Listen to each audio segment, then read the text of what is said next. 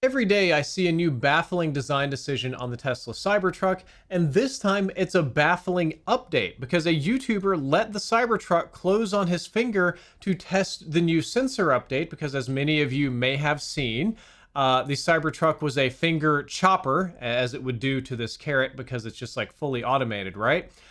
But supposedly Tesla released an update to make it safer and sense fingers better, but this guy got his finger crushed because, incredibly, a Tesla engineer replied saying the test was done wrong because the frunk increases in pressure every time it closes unsuccessfully. So that was a carrot. So what this guy's going to do is he's going to upgrade to something a little harder like a banana, and then he's going to, if I can scroll through here, he lets it close on his arm. You can see, okay, it doesn't have the strength to close on the arm. We'll do like the middle of the hand. And every single time that this is happening, unbeknownst to the user, the pressure is increasing because it's designed to indicate that, it's designed to sense or assume that a bag or some object is stuck and it needs more and more force each time to fully close. And the last test is his finger. So rest in pepperonis. Oh no, yikes. That's a hairline fracture if I've ever seen one. And look at it just shaking in pain. I'm gonna stop this video before it becomes inappropriate for TikTok. This is, to me, absolutely wild. And that is not how sensors should work. And it's funny that they wanted to test the update to see if it was safer, and the specific way that you would test something like this makes it unsafe, which is just mind-blowingly dumb. There's been a huge breakthrough today in medical science as a bacterial enzyme has been discovered to strip away blood types and create universal donor blood. What's even cooler about this is that it's made by a common bacteria that almost everyone has in their gut, so it's totally natural. And all you have to do is expose the blood to the bacteria. The enzymes will strip away the antigens from the blood, which is what creates type A, type B, type O, type C minus, whatever type of blood you have. I don't think that's a real type of blood. But we do have this lovely little diagram here where you can see the antigens on the blood. And this is why somebody with B blood can't donate to A or O or vice versa. I don't know all the specific rules as I am not an ER doctor. But I do know it's very dangerous to donate blood if you don't know what you're donating because people will die, the body will reject it. But this common type of bacteria, let's see if I can find the name of it in here. Yes, Akkermansia municiphilia is a common resident of healthy gut lining, and what this bug loves to do is eat mucins, which is the major component of the mucus lining that the stomach produces. However, it can also use those exact same enzymes to remove a variety of antigens from blood, turning it into a universal donor blood. So now, instead of, oh man, we don't have enough A on stock, and a lot of people, that have blood type A are draining out or something like that, you can donate blood of any type, almost any type. They can, at a lab or facility, process it through this enzyme or with this bacteria and turn it into universal donor blood. So blood transfusions, donations, storage, testing, all of that could, in the near future, get a lot simpler if we refine a process to where we just run all the blood through this bacterial enzyme. Pretty much no matter what comes out is going to be universal donor blood. So I think that is an extremely, extremely good thing for medical science. I'm honestly really excited about this. It's probably the best medical news I've seen in a very long time, that we're going to, through science, be able to eliminate a common medical problem of not having the right blood type to transfuse.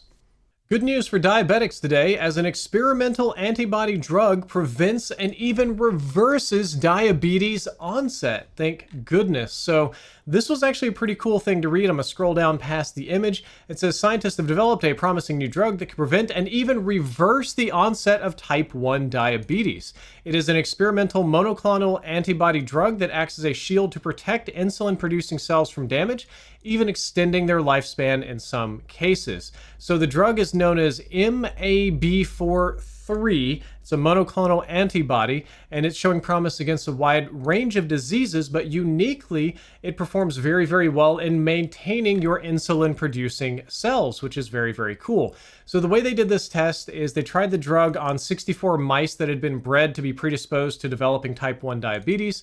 At the age of 10 weeks, the mice started on a regimen of this new drug injections, and after 35 weeks, all of the mice were non-diabetic. It literally cured all of them, except one mouse did temporarily develop the disease after showing early signs before the beginning of the antibody treatment, but it was non-diabetic by the 35-week mark. So the treatment prevented diabetes from forming, and in some cases actually reversed diabetes in mice, which is extremely impressive. Now, that's a mouse study. That's not like a human study. There's a lot to be done before this goes into human bodies, but that's just one more promising tool in the fight against diabetes, which is probably the most common disease on the planet.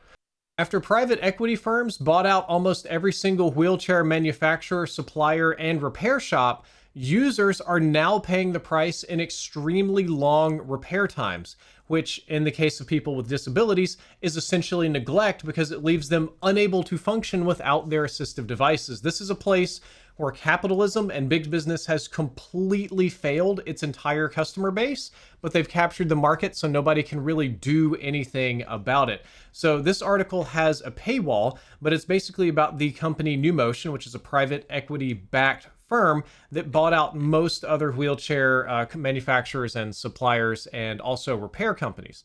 We can get a little bit past the paywall by going to threads. One senior citizen said, "My bones are deforming," who's been waiting 3 years to get their chair repaired.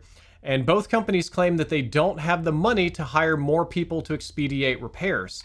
This got so bad that the National Disability Rights Network has issued their own report, and they're advocating for a right to repair clause or a regulation or even an antitrust suit against NewMotion and a variety of other private equity stakeholder projects to allow or reinstate more mom and pop shops. It's hard to put them back, but they bought out even like independent repair places. So what's just absolutely wild about this is sort of the capitalism standard feature. You buy everybody out and then you monetize everything as much as possible to make as much money as possible. In the case of wheelchairs, what that means is that senior citizens and disabled people have longer wait times for their chairs. And as we're about to see in this article very, very briefly, there was an individual in here. In the case of Douglas Howie, in order to order a replacement wheelchair, he had to get a technician to come out and measure him. And NewMotion, which is the company who sent the field technician, the one we're complaining about today, got his 6'4" height measurement wrong. So when his wheelchair that he needed to have replaced finally got replaced after a very long wait, he couldn't use it because it was incorrect. And this is unfortunately something that's happening to everybody. It's tantamount to elder abuse or abuse of the disabled. And it's honestly just downright disgusting. The idea behind the private equity firms buying out wheelchair makers is a little bit twofold. Number one, most people pay for these devices through the government with Medicare, Medicaid, some people with their insurance as well. And all of those groups had an interest in keeping costs low.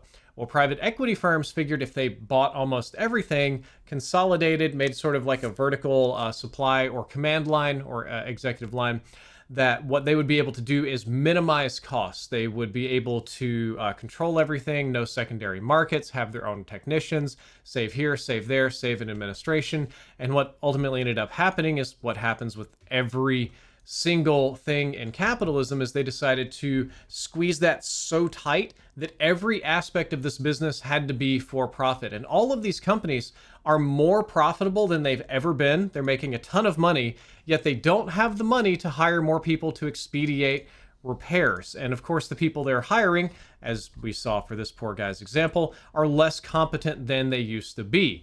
And as another user says, let's see, Julie Reskin, the executive director of the Colorado Cross Disability Coalition, says that the long waits are a feature and not a bug, and they have a business model of waiting until someone dies and then they go out, which is just insane to me. This is barbaric, and we all live in I mean, you're probably watching this on an iPhone or something like that. You live in a capitalist society, you engage with business.